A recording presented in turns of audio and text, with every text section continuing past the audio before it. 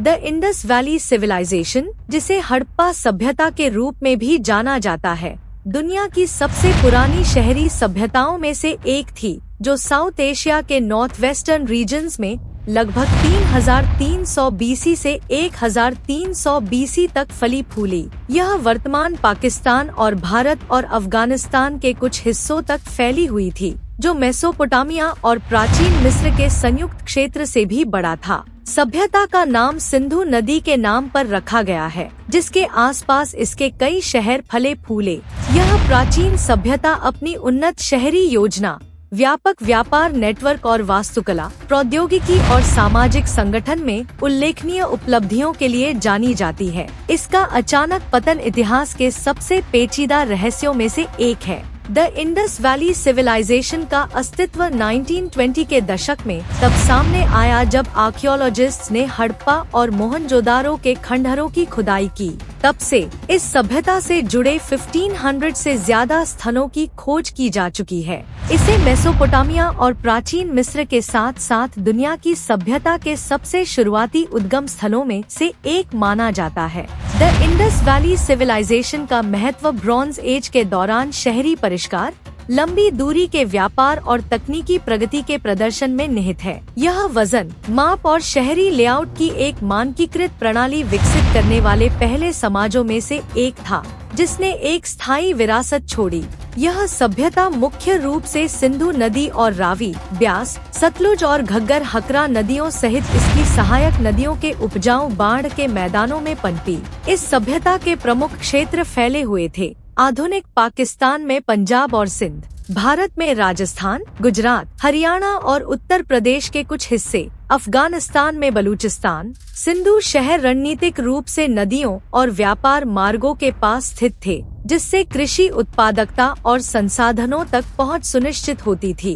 The Indus valley civilisation की पहचान इसके सुनियोजित शहर थे। आर्कियोलॉजिकल एविडेंस से पता चलता है कि हड़प्पा, मोहनजोदारो, धोलावीरा और लोथल जैसे शहरों को सावधानी पूर्वक डिजाइन किया गया था। ग्रिड लेआउट, शहरों को ग्रिड जैसे पैटर्न में बनाया गया था, जिसमें चौड़ी सड़कें समकोण पर एक दूसरे को काटती थी। ड्रेनेज सिस्टम, ईंटों से बने सीवर और ढकी हुई नालियों के साथ एक विस्तृत जल निकासी प्रणाली मौजूद थी। यह स्वच्छता और सार्वजनिक स्वास्थ्य पर जोर को दर्शाता है।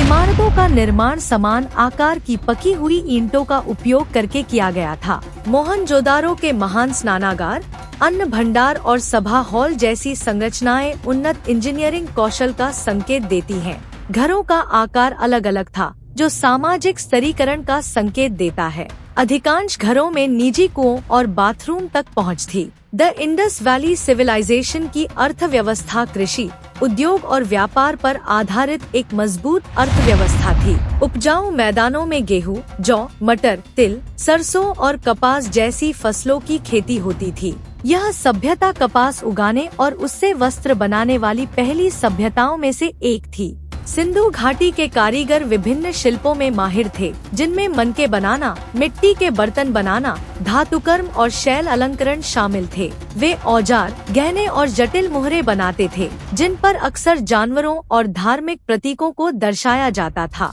यह सभ्यता मेसोपोटामिया, मध्य एशिया और फारस की खाड़ी के साथ लंबी दूरी का व्यापार करती थी। व्यापार के साक्ष्य में सिंधु शहरों में मेसोपोटामिया की मोहरों की खोज और इसके विपरीत शामिल हैं।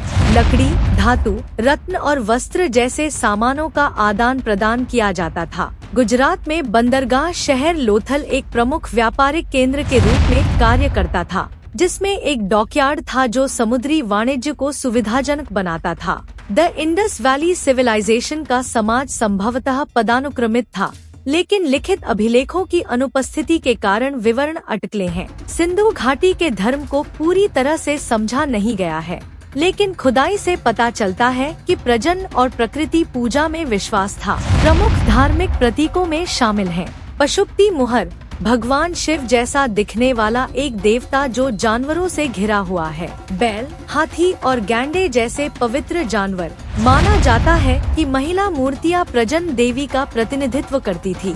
बड़े मंदिरों का कोई सबूत नहीं है, जो दर्शाता है कि धर्म का पालन निजी तौर पर या खुले स्थानों पर किया जाता था। कला और शिल्प कौशल। कारीगरों ने कला के जटिल काम किए, जिनमें शामिल हैं पशुओं और मनुष्यों की टेराकोटा मूर्तियाँ, अर्ध कीमती पत्थरों से बने मोती, चूड़ियाँ और आभूषण, पशु रूपांकनों और अपठित लिपि वाली स्टीटाइट मोहरे। ये कलाकृतियाँ उनके कलात्मक कौशल और सौंदर्य संबंधी संवेदनशीलता को उजागर करती हैं। चित्रात्मक प्रतीकों से युक्त सिंधु लिपि अभी तक पढ़ी नहीं गई है, जिससे उनकी भाषा, प्रशासन और संस्कृति को समझना चुनौतीपूर्ण हो जाता है।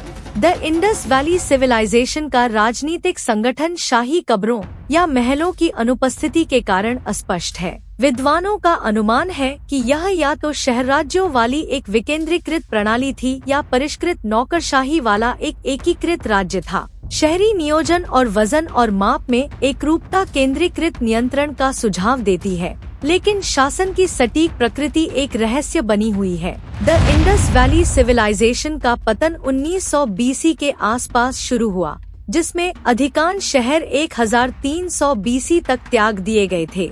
इस गिरावट को समझाने के लिए कई सिद्धांत प्रस्तावित किए गए हैं। क्लाइमेट चेंज, मानसून के पैटर्न में बदलाव और घग्गरकरा जैसी नदियों के सूखने से कृषि और जल आपूर्ति बाधित हो सकती है।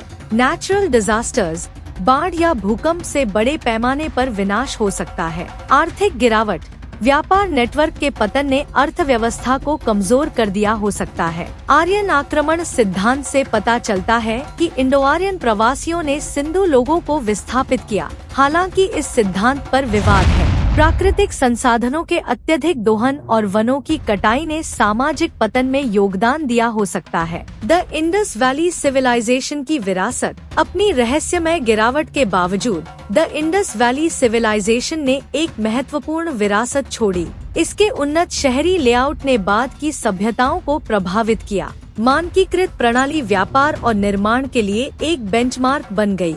हड़प्पा कला के रूपांकन और तकनीक साउथ एशिया संस्कृतियों में बनी रही। कृषि पद्धतियाँ, सिंचाई सहित खेती में नवाचारों को उत्तराधिकारी समाजों द्वारा अपनाया गया। द इंडस वैली सिविलाइजेशन प्राचीन इतिहास की आधारशिला बनी हुई है, जो ब्रॉन्ज एज के दौरान मानवता की सरलता को प्रदर्शित करती है। इसकी परिष्कृत शहरी योजना, तकनीकी प्रगति और जीवंत व्यापार नेटवर्क प्रारंभिक सभ्यताओं की उपलब्धियों को रेखांकित करते हैं। हालांकि पढ़ने योग्य लिखित अभिलेखों की कमी के कारण कई सवाल अनुत्तरित रह जाते हैं, जिससे यह इतिहास के सबसे रहस्यमय समाजों में से एक बन जाता है। जैसे जैसे पुरातात्विक खोजें जारी रहेंगी, द इंडस वैली सिविलाइजेशन के रहस्यों से एक दिन पर्दा उठ सकता है, जिससे इस असाधारण संस्कृति पर नई रोशनी पड़ सकती है।